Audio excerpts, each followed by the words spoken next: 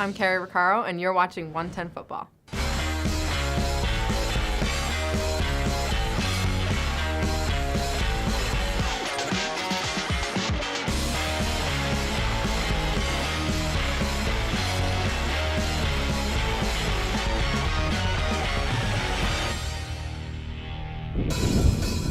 Hey everyone, welcome to the very first episode of Angels Wear Boots here on 110 Football. Let's give ourselves a round of applause. Let's go. This is our very first show of Angels Wear Boots here on 110 Football. And this is the very first show of its kind. It's the only show dedicated to an NWSL team. And this is our team. We are here in Los Angeles and we're just happy to talk about our team with you. So I'm going to go ahead and introduce, I don't want to call you guys a panel, let's call you guys my team for today. My team, I'm your host, my name is Jessica. I have our very own Angel City Chicks here, Nina Kiefer and Amanda Filimon, as well as ex-pro Lauren Sesselmann. Wore the Canadian tuxedo today for y'all? Hey. Always fabulous, always fabulous. So how we like to do these shows is obviously we're just gonna go through everything Angel City, but the most important thing is that you guys get involved via the chat box. So make sure that you guys are in there, comments, questions, concerns, words of affirmation. Let us know how our outfits are looking. Only positive comments though. We don't wanna hear anything negative about our outfits, but Get in there and let us know what you guys are thinking and feeling. And also, make sure you guys like and subscribe and grow and have some fun with us. Let's do it. All right, so to start off, let's introduce the team. We have to meet the team. And if you guys are not familiar with the women playing for Angel City, we're gonna get you familiar right now. So let's go ahead and start off with goalkeepers, Nina. Yeah, let's talk about these keepers. Angel City now has 4 keepers that they've signed. And I guess my question is Didi the number 1 until Almuth comes? You know, that's a great question, and I think if you look at the stat lines, you look at everything on paper, it makes sense to start someone like Almuth over Didi. But listen, Didi's had a heck of a Challenge Cup. She's really developed a lot of communication and a lot of camaraderie with her team. And I think it's her spot to lose at this point, if I'm being honest. I don't know. What are your guys' thoughts on this? So this is my thoughts. When a team is trying to bring in a player like Almuth, she has national team experience, played for Germany, she's an incredible keeper. Their expectation is to have her play. So I think it's going to be her coming in there and just really making those other goalkeepers work for that number 1 spot. Didi, she's had a great Challenge Cup. I think she's a great keeper. I've watched her play for many years and with the national team. So I think it's definitely her spot to lose, but I think it's going to, Almuth's going to give her a run for her money. Yeah, I mean, we can't forget about Eisenhower and Perez too. They're both very young and they have good resumes.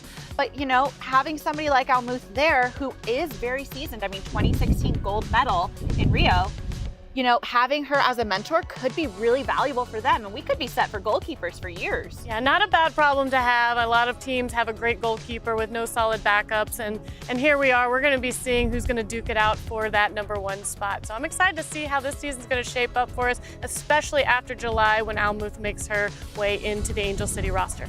I'm excited for it. I mean, competition for places is always a good thing, especially for a new team, even at a goalkeeper position where I think people think it's just one player and then there's a backup. I want to see them duke it out. I want to see them really fight for that position. So that will be really interesting going into the season.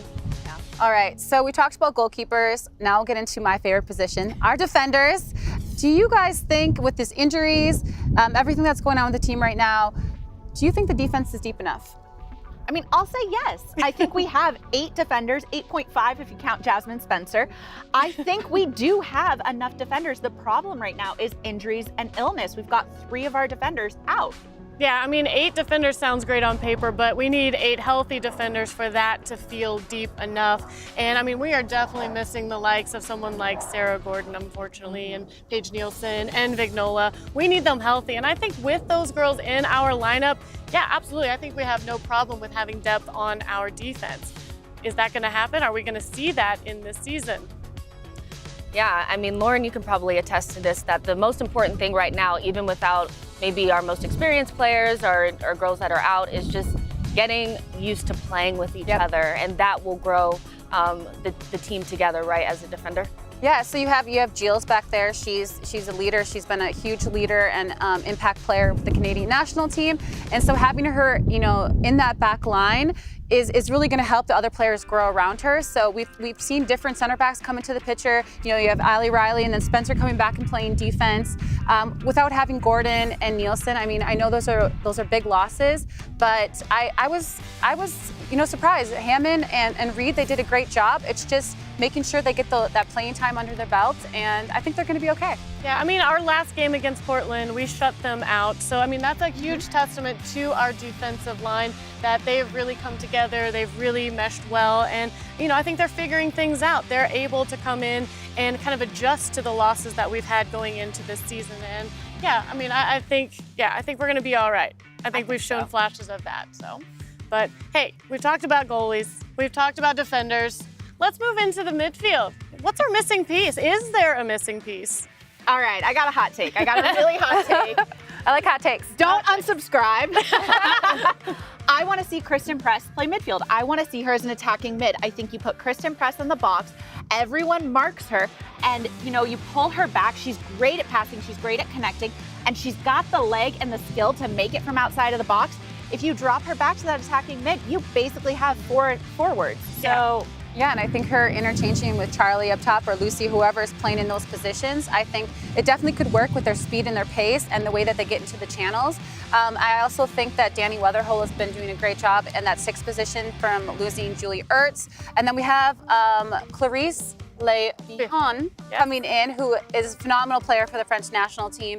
And, she's known to play that 6th spot, but she can also play anywhere on the field. So it's going to be interesting. You also have Recaro, Well, we can't sleep on McCaskill either. Yeah, we can't sleep on McCaskill. She's been huge with all this, and we'll get into that in a little bit later. But I mean, when I ask the question, what's the missing piece? We're talking about all these phenomenal players. I don't know that there's a missing piece. I don't.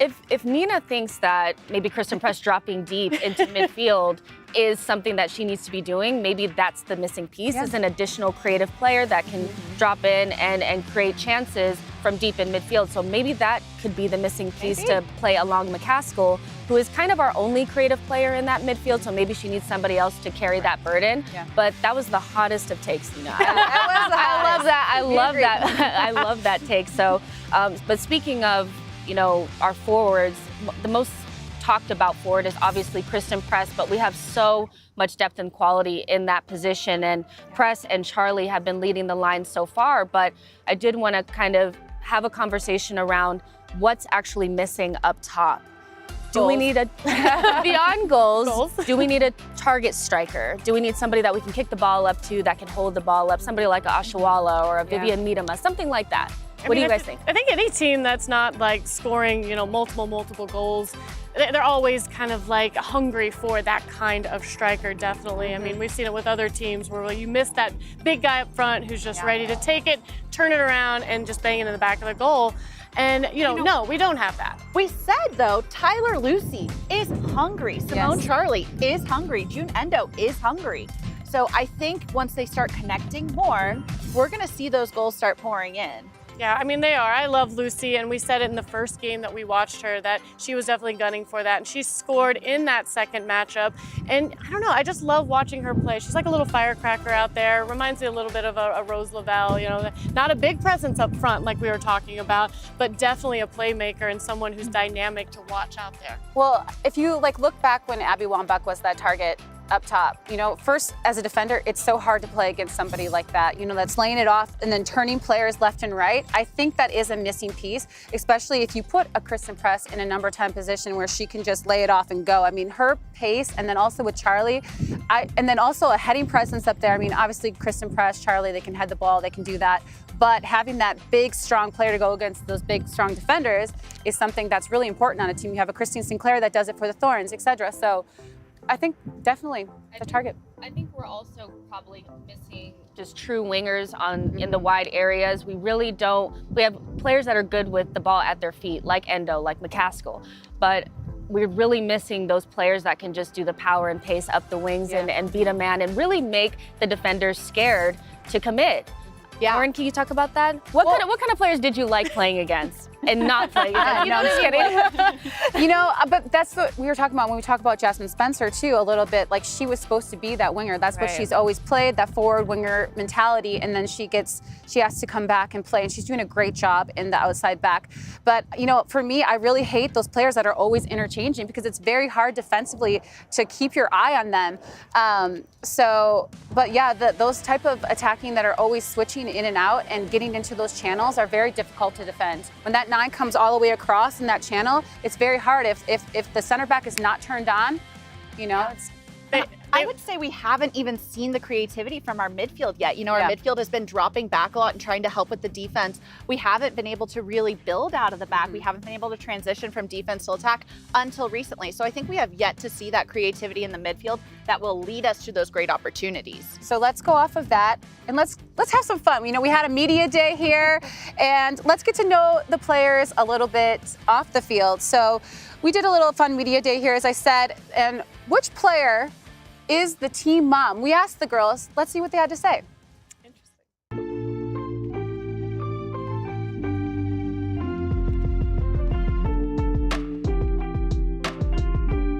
The team mom, probably Danny.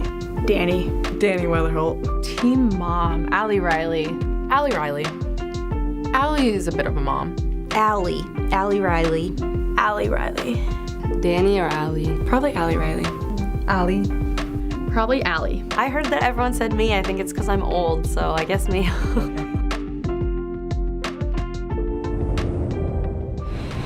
All right. Allie Riley, huh? Yes. I mean, Love it. listen, that's no surprise, to be honest. I mean, she's the team captain. She's the oldest one on the team. And she's just an all-around, she's advocating so much for, it's funny, she does this thing called Girls Gone Veg on the I Am Athlete platform, where she advocates for nutrition and, you know, just healthy eating. And so, yeah, I mean, that's such a mom thing to do. That makes such sense. I wish she could help me with that. I was to be definitely honest. always the mom on the team, so I'm right there with her. So let's talk about the Challenge Cup, because it's going on right now. We're going to talk about some reactions. So for you guys, we'll start with Nina. Biggest surprise on the Challenge Cup? I think my biggest surprise is the player who has played the most, other than Didi Herachich, and that would be Gilles. Gilles played every minute of the Challenge Cup first, not even Kristen Press. So, you know, that is really surprising to me, because you would think when you have a big signing like Kristen Press, your first signing, such a name, that it would be Kristen Press. And, you know, Gilles took it with 540 minutes played in the Challenge Cup. And also, they had the FIFA dates in there as well, so it's been a lot of soccer. I mean, Allie Riley, I think they were saying she played back-to-back, like, 3 games or something, and so that's a testament to her endurance there.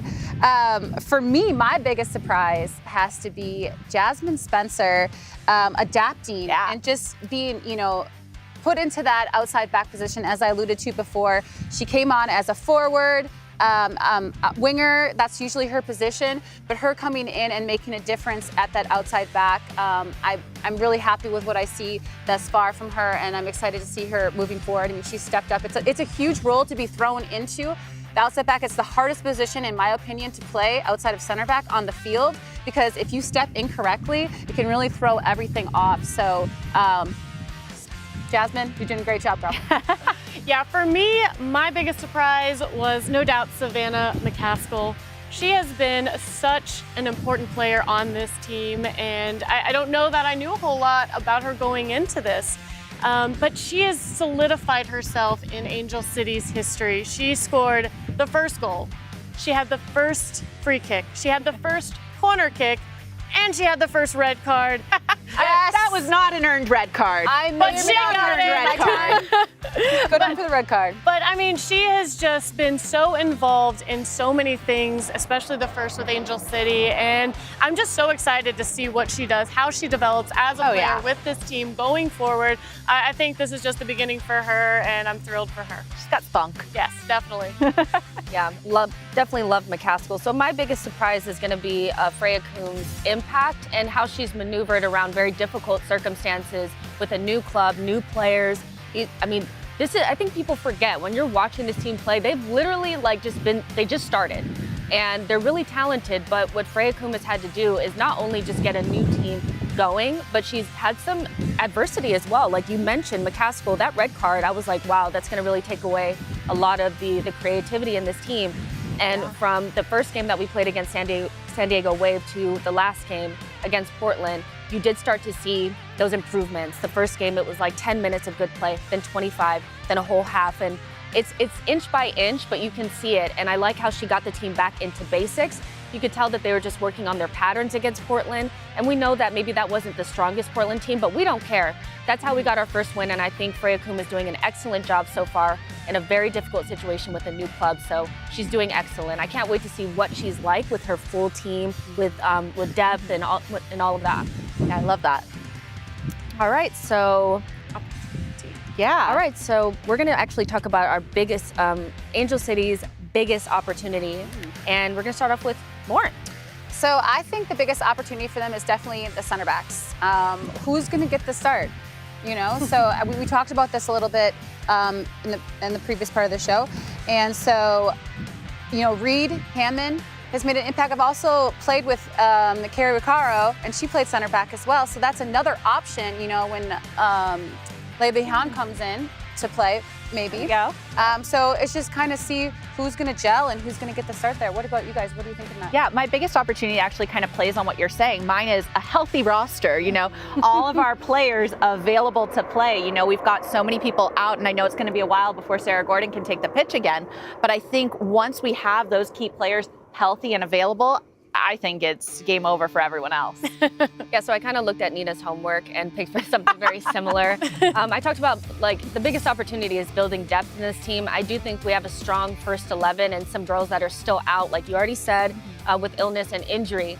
But this is where it gets fun, I think, for Enia Luco and her team when building this team. And now that the other leagues, we have the staggered schedules, other leagues are starting to end, and you have opportunities to grab players from other teams, you know, do some recruitment. And so I think this is where things get exciting. And when you look at the other teams in the league, you do see that there's a lack of depth in ours. Very strong starting 11, but we need to start building that. So I think that's the opportunity that I'm looking the most forward to. Yeah, well, much like you three kind of all piggybacked off each other, I'm just going to go in a completely rogue direction. I love it. And I'm going to say, I think the biggest opportunity is the fact that Angel City is just a trailblazer this season in the way that they have done everything. From the very beginning, they have been so cerebral in everything that they have done. Everything they do has so much thought behind it.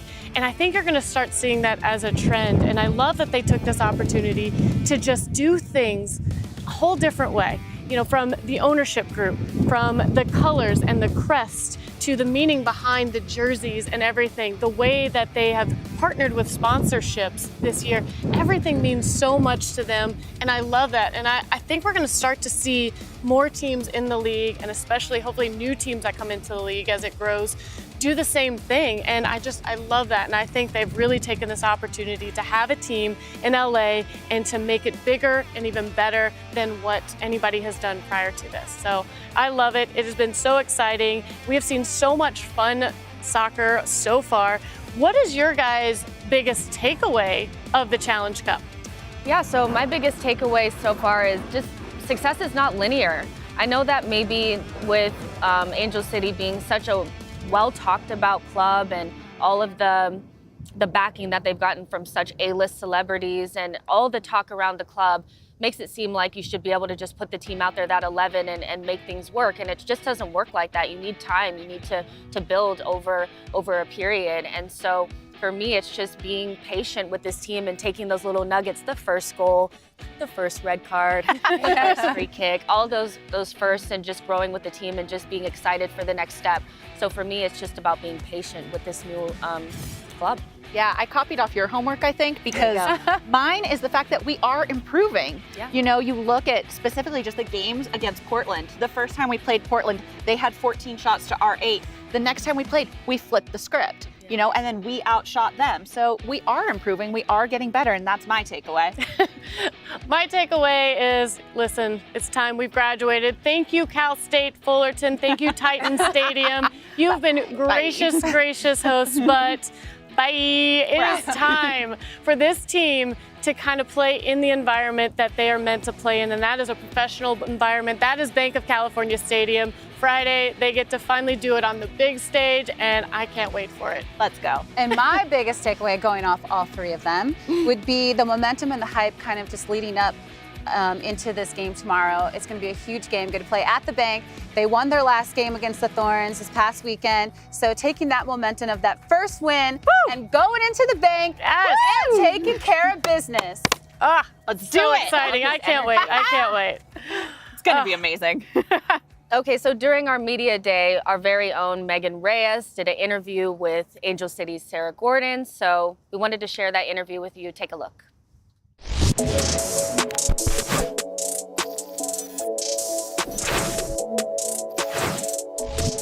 Sarah, thank you for joining me. Excited to get to know you. So I want to just jump right into it. You, born and raised Chicago.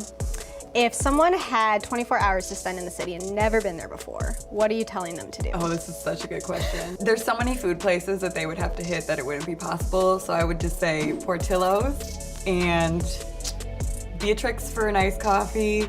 Hopefully it's summer. Hopefully they're not there in winter so they can go to the beach, have a full day, bar hop.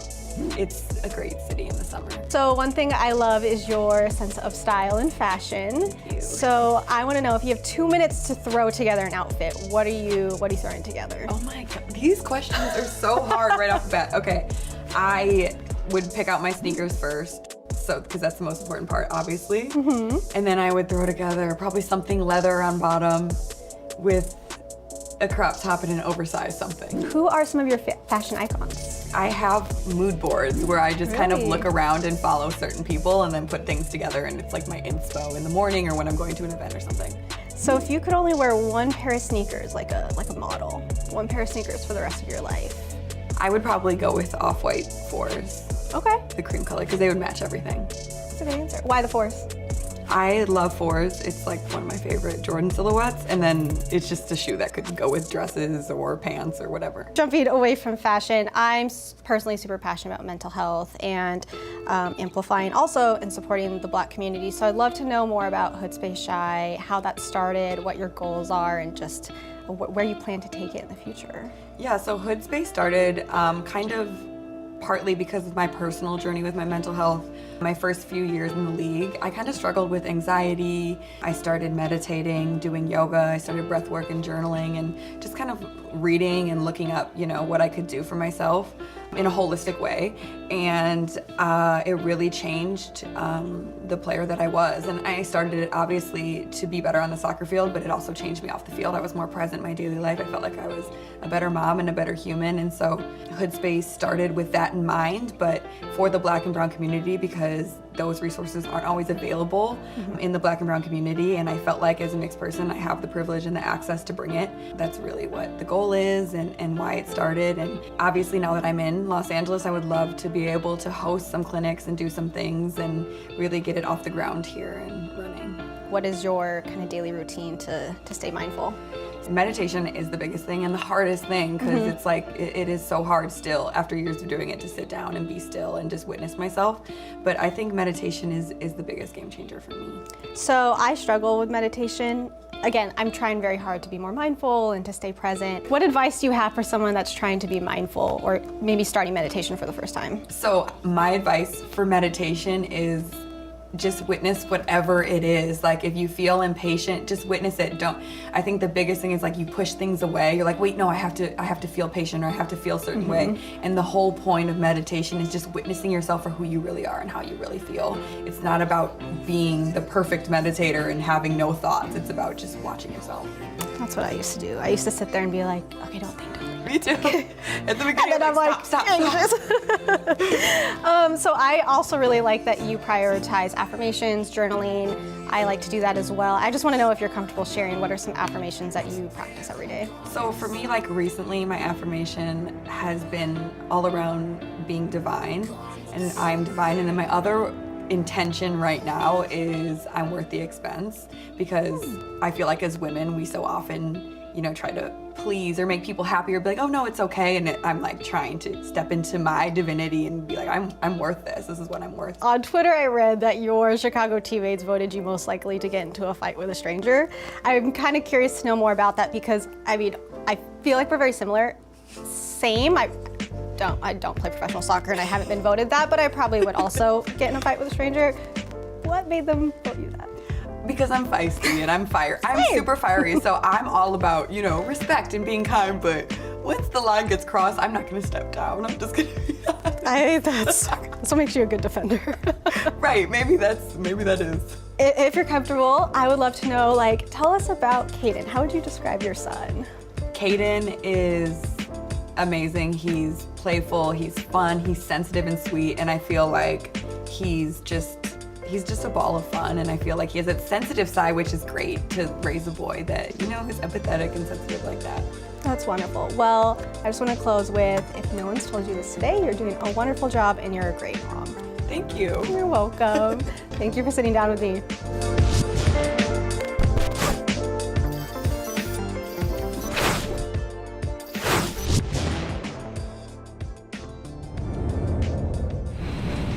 Wow, what an interview. What an interview with Sarah and Megan. Jason's in my ear and he's making mistakes, you guys. That's why we messed up. But we wanted to welcome Sarah Gordon to the Angel Wears Boots family, as well as 110 Football. She's going to be joining us here for our show. That's excellent news, and her insight was so good on that interview. I'm looking forward to hearing more of it on our show.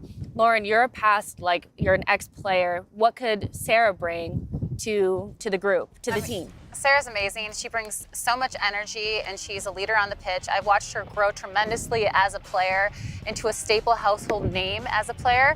And so just adding that inside look that everyone really wants to know about what goes on behind the scenes. So she's going to add a little taste of that for us. And just the mentality of the players, I think, is something I'm always intrigued about, the mentality of players. So hearing that from Sarah is going to be great. Obviously style as well, right? And style. She needs to help me with my shoe game. Right? I think so. You know what? It's funny. I love that. As a defender, she's most likely getting a fight with a stranger. I think that shows a lot about why she plays where she does. So her and I are going to get along very well with that. That was fun. Yeah, I need an affirmation in my life, I think. Divinity, right? Yeah. Powerful. Definitely. I love that. Super excited about Sarah joining the team, obviously. So we're going to play a little bit of a game called Tap-In Merchant. I forgot what the name of the game was, but we're playing games now. So Tap-In Merchant is kind of like fill in the blank. So very simple, right? We're going to go ahead and get our whiteboards out here, our markers, and get started. Sorry, I'm so excited. I know. I love games. I'm going to win. All right. So No one wins. First topic. When Angel City was announced, I felt... Don't cheat off me. I'm trying not to.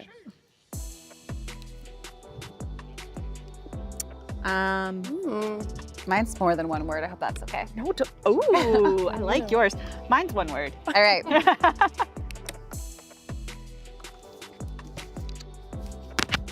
Ooh, I like Okay, so... There we go.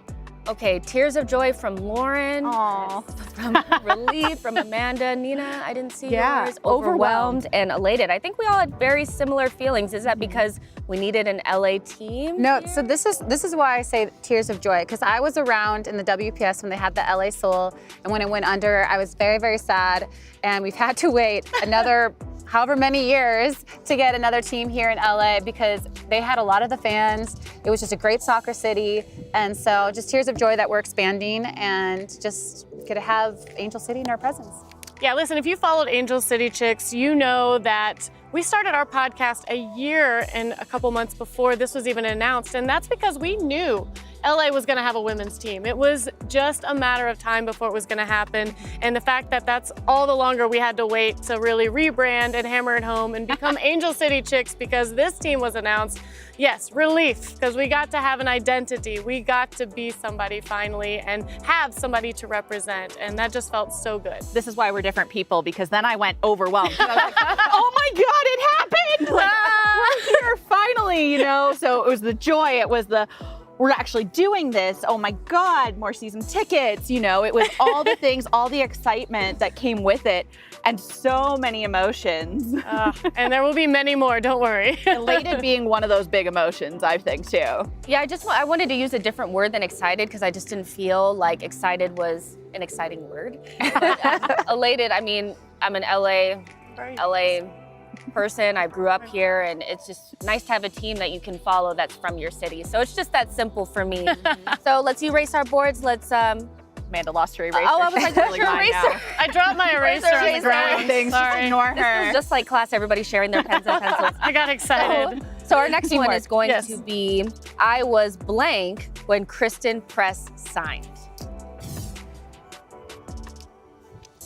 All right. Let me see if I can spell this right. I think JR would be in the chat getting mad at me if I didn't spell this right. I won my school spelling bee, so I'm not worried. I was under. I was like the little dot in the corner in the 17th percentile for spelling. Oh. Win. Okay, let's see, Lauren. Ecstatic. Did I spell it wrong? Not surprised. You also, Amanda, have not surprised. Why wasn't it surprising? I mean, was it obvious? I mean, I was shocked. I was like, what? Like, that's what I have on here. She's an LA girl. She's an LA girl. And if you She's were ready. following everything on Twitter, The CP23. I guess I was under to LA, We it knew was it. so big. That's why I was unaffected. It was like, wait, she didn't already sign? That wasn't part of the team That's why we announcement? were talking about her, because she was coming, and so we knew it. I mean, it was just, yeah. I mean, I think we already just anticipated that they wanted somebody who they just felt was quintessentially LA. Basically, and our that was franchise player, right? Absolutely, Oh, yeah. So not I don't surprised. think the front office could have looked their supporters groups in the face if they hadn't brought her Yeah, here. agreed. Agreed. So Basically. So Also, she's my favorite player. I love watching Kristen Press. I don't think she gets enough notoriety. Her and She's Julie amazing. Ertz were actually my two favorite people to watch. So Julie Ertz. having both of them here, Julie Ertz. I was She's- excited. She could still come back. You don't know that. We still have her contract rights. That's right. all right, guys. So our next topic is going to be the non-soccer thing I'm most excited about is... And this isn't my kitties. There's so many things to be excited about with this. Yeah. team, though. Now I'm worried about my spelling, and I was spelling bee champion, so. Am I the only one who can't spell? Ready? Hold on. I'm ready. Come on. This is more than one word, I know. Okay. I think me and Amanda are on the same wavelength. Oh yeah, of course the kits. I mean, The kids are cool. how epic are the Angel City kits? I mean, on a scale, like, first of all, they're the best in the league. But on a, how, They're amazing. Speak. They're Speak so for good. me. No, Speak they're for me. so good. Yeah, whenever they showed that daylight kit, which they have dawn and daylight, obviously the black one being dawn and daylight being the white one with the pink, which I absolutely love, and the palm trees. I don't know, there's just something about it that just gives me all the vibes, and I ordered it that day, and I keep checking my email, and I'm like, is it gonna come? When's it gonna be shipped? And I know there's all kinds of shipping issues and stuff with that, but man, I am so excited for that thing to come and to represent, because they're, like I said, so much thought goes into everything they do, kits included. Well, no. Oh, explain mine. Well, I was going to go off of that and say, because I haven't had a cute kit ever. Like, I've worn so many different kits, and finally someone's paying attention to a detail and actually giving female athletes some drip. You know, that's all I gotta say. And people are gonna be proud to rock that kit, no matter if you're male or female. It was just continued community inclusion. They really are getting the community involved, really getting everyone hyped up. I just did a camp with them and Nike, and just to see the little girls' faces and how excited they were to have a professional team here. It's really, really important what they're doing, and it's really special what they're doing for the community. So continue that. Absolutely, representation matters. And I piggybacked with you, Lauren, I think, because I wrote down Play Equity Fund, which is the nonprofit partner of Angel City. And, you know, if you don't know the work that Play Equity Fund is doing, one of the things we know is that youth from different communities don't have the same access to sports. Sports are expensive. Youth sports are expensive. And having the opportunity to continue to play is important. So the representation, the community impact, and seeing what they do off the pitch, I think is almost as important as what they do on the pitch. Absolutely. So very well said, Nina. I really like what you just said there. So let's go on to our next topic here, which is going to be my way too early favorite player is? Ooh. All right. That's a really hard question. I just. Woo. Now I'm throwing things. Wow. I'm sorry. McCaskill. I Googled it. I can't write that fast. I just Googled it. Oh. All right. So essentially, I went Danny Weatherholt. okay, so talk to me about Danny Weatherholt and why you feel like she's your way too early. I mean, she wins so many duels. I love watching her play. I think she's got such opportunity. You know, she's leading us in fouls committed, which, you know, I never really mind because to me it tells me that you're going for it. You're making those chances, and I'd like to see everything else that she can bring to the table. She's a workhorse, and she does not get enough love. I mean, even when she was with Orlando, when she would come on and play, like she's just nonstop, and you can see that from the get-go that she's doing so well in the midfield. So I have to give Danny a lot of props. Nina spoke about Gilles being like the player that had the most minutes so far, right? For Angel City, and you put Gilles on your board. Why did you pick her? My fellow Canadian sister. Look, she's not only a staple in the back line, but she can score goals. She scored some from the national team, and then you saw the other day she scored a goal that was called off, but she scored a header, and it was beautiful. And she just adds so many different elements. And I've only watched her play the last couple of years, and so because she was overseas, so I wasn't watching much of her. And now I get to see her, and I'm just really, really proud of her, and she's just helped so much for the Canadian. I love it, and I love that now we're starting to get players on that back line that she can work with and play off of, because having that extra help allows her to really come out and show us what she's got. She's not having to cover other positions and things like that. So I love that call. But, you know, we've got a tie here, I think. Yes. Yeah, got a again, Amanda, looking at my homework again. No, I'm just kidding. But I chose McCaskill, and the reason why I chose her is because you could just see her impact. When she got the red card, it was like, okay, so what are we gonna do now? You can definitely see that there was a little bit of a gap there, and she's such a big time player. She does all the creativity, she takes kicks. I mean, and I love everything that she does. She's so good on the ball. Yes. She's also good off the ball too. And I think she was unlucky to get that red card as well, I have to say. But not a red. Amanda, do you have something different? I mean, all the things you said, all the things I mentioned earlier with her having all the first in ACFC history, and not to mention she's leading the team in corner kicks as well. So she's a playmaker in every way and sense of the word. And yeah, I mean, she's definitely my favorite player right now. And again, I can't wait to see what she does. All right, you guys, we're coming up to our final topic in this really fun game.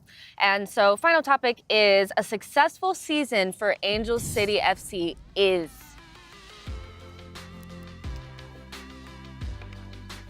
Ready.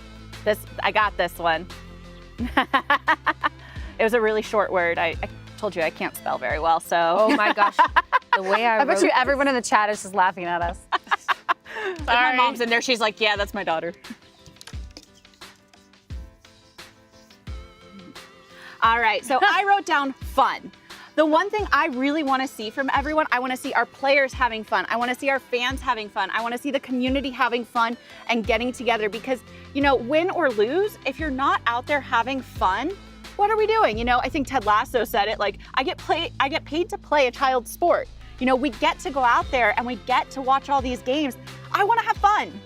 I know. I think I want to have fun too, as someone who's going to be watching these games, and I think we're going to see that. And I think for me, growth and improvement is something that's going to be a big sign of a successful season as well. And whatever that ends up being at the end of the season, I think that if we can see them taking the first game that they ever played and comparing it to the last game, if they can look at that and see that, you know, they've made significant improvement and they've done a lot of positive things, I think that's great for a new franchise team. Yeah. I think that's success in their eyes. And I know ultimate goals are obviously, you know, to win everything, but, you know, on a smaller scale, I think that they should be very proud of themselves and the trajectory that they are currently on, as far as I'm concerned. Absolutely. Yeah, I agree with what you're saying, but also I'm coming from the player perspective, and it's not fun to lose.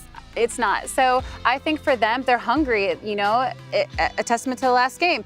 You know, they won, and they're going into, you know, the season, you know, on a high right now. And so as a player, you want to make playoffs, you want to be there at the end, and that's what they're working for, and that's the team that they're building. So obviously have fun. Obviously growth is important for a franchise team. I've been a part of a lot of new franchises coming in, and so it's always the same thing. We got to win, baby. So I like it. Yeah, so I said style of play, which is, I think, very similar to what Amanda said in growth and improvement. For me, when a new coach comes in or it's a new team, all I want to see is how we're going to play. Are we going to play in a 4-3-3? Are we going to play a 4-4-2? Are we going to be a direct team? Are we going to play tiki-taka? What are we going to do? And I thought I saw from the first game to the last game that we played against the Portland Thorns, some version of a style of play under Freya Kuhn. Now, I know it's not going to be perfect, but if at the end of the season I know how we play and it's exciting and entertaining, that's all I can really ask for, because it's a new team and we got to be patient. Yeah. So, those are my thoughts. Yeah, let's develop that team. Yeah, I mean, we've had a lot of thoughts today on this show, and I'm sure everybody in the comments, in the chats, I'm sure you have your own as well, and we would love for you to send us your comments, your questions, something that we can address or answer towards the end of this show. So if you could do that right now so that we can get to them, that would be amazing. Do we have a few questions, Jess?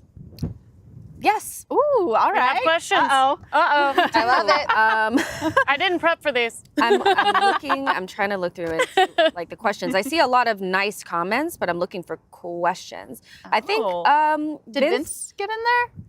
Vince always has questions. Vince asked if you could build the perfect Angel City player using a different part of like each player. How would you go about that? Oh man. Do you want to go down a row? Jill's strength and heading capability, just because she is a beast in the air. So that's one thing I would definitely have.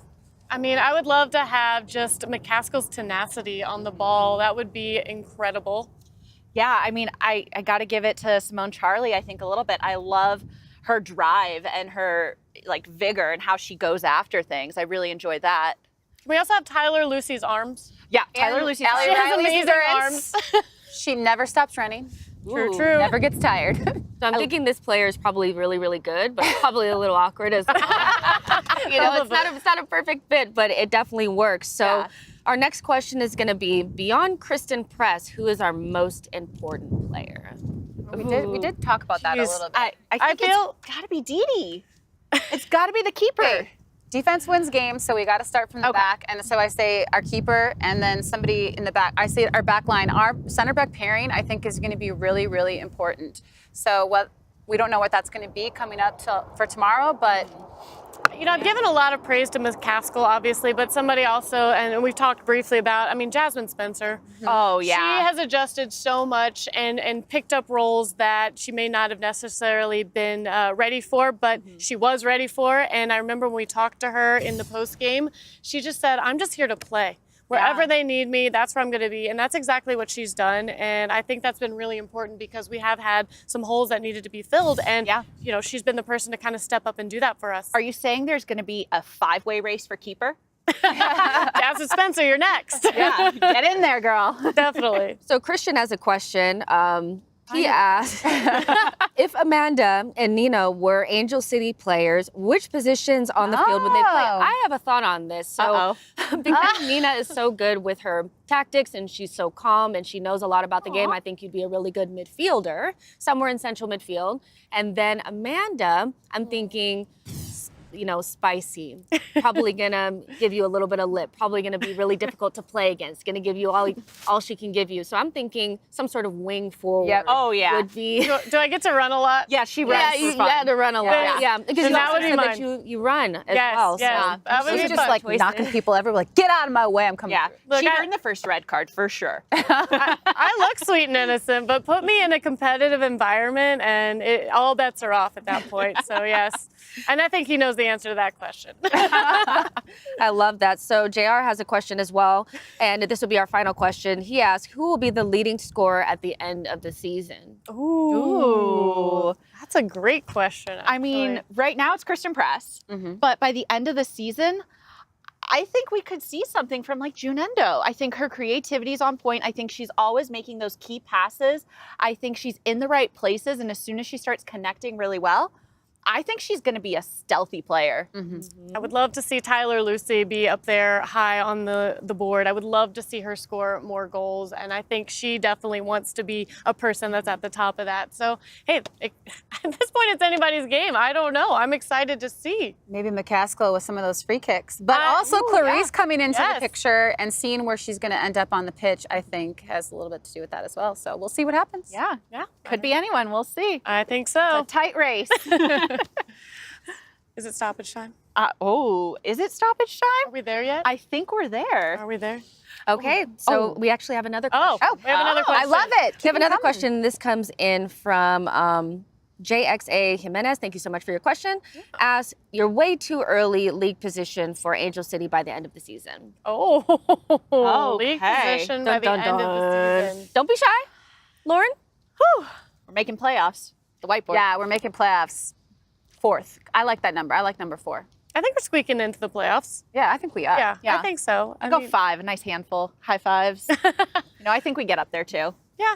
All right, so we're squeaking into the playoffs there. So that's going to be the end of our viewer questions. Thank you so much for putting those in there. And always feel free to put comments and questions at the end of the video, as well as subscribe, like the video, all those types of things, so we can continue to get found here on the interwebs. This is 110 Football. You're watching Angels Wear Boots. And finally, just to end our show, we're going to do stoppage time, which is our opportunity to just kind of rant at the screen and let you guys know how we feel. So who's going first on this one? I think it's Amanda. Go ahead. Yeah. All right. So here's my stoppage time, and I think it's no surprise to anyone that women's soccer is here to stay.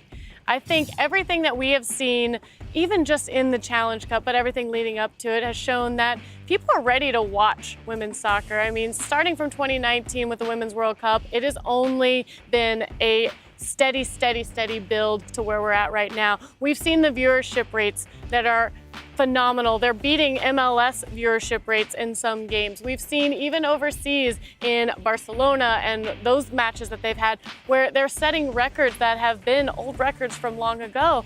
And I think people are finally taking notice of something that has been needing notice for a long time. And I think Angel City has come into this league at just the right time when they're at a high, and people are going to see it.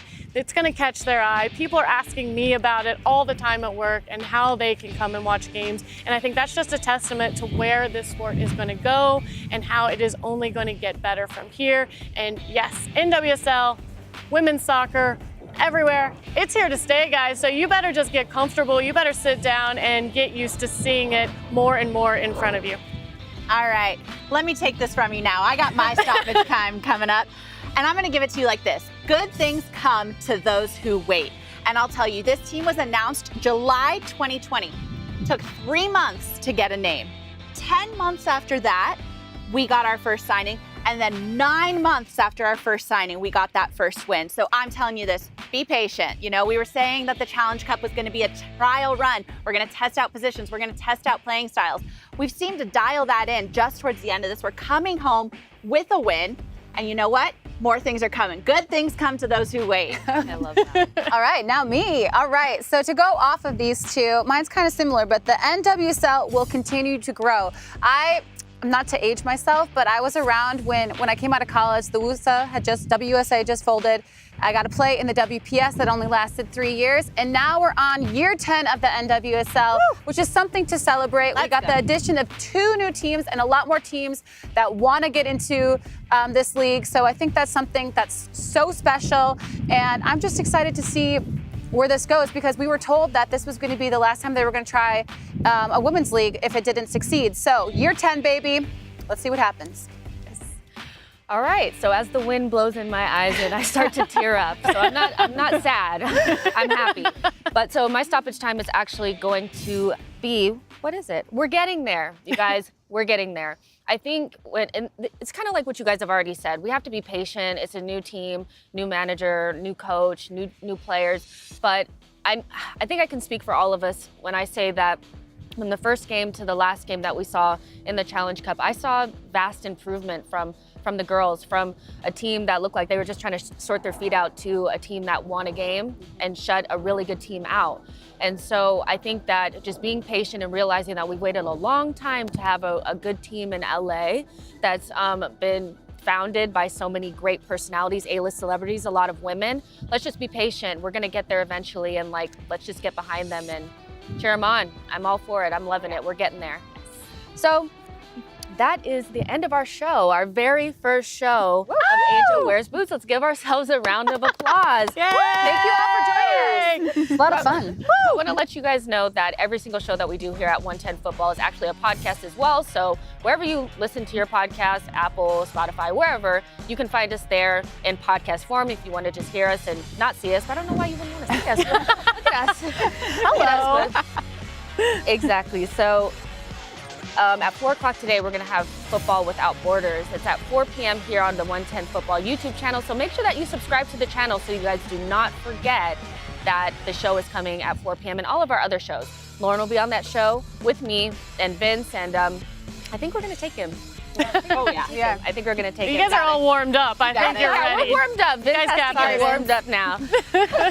So today, like I said, 4 p.m., Football Without Borders. On Sunday, it's going to be our tailgate and post game at 7 p.m. for LAFC's game as well on the 110 against Minnesota. Sorry. Minnesota. And on Monday, we have LAFC 360 and the Expansion Mansion, 1 p.m. for LAFC 360, and for the Expansion Mansion, 4 p.m. on 110 Football YouTube channel. So that's it, you guys. We've done it. Again, make sure, we're all hearing in our ears that we have 15 seconds to go. So we're trying to figure out what else to say. So we'll see you guys next week. Like this video, subscribe to the channel. We'll see you guys next time. Thank you. Bye, guys. So much. Let's wave. Thanks for having us on the show. Bye, guys. This was so fun.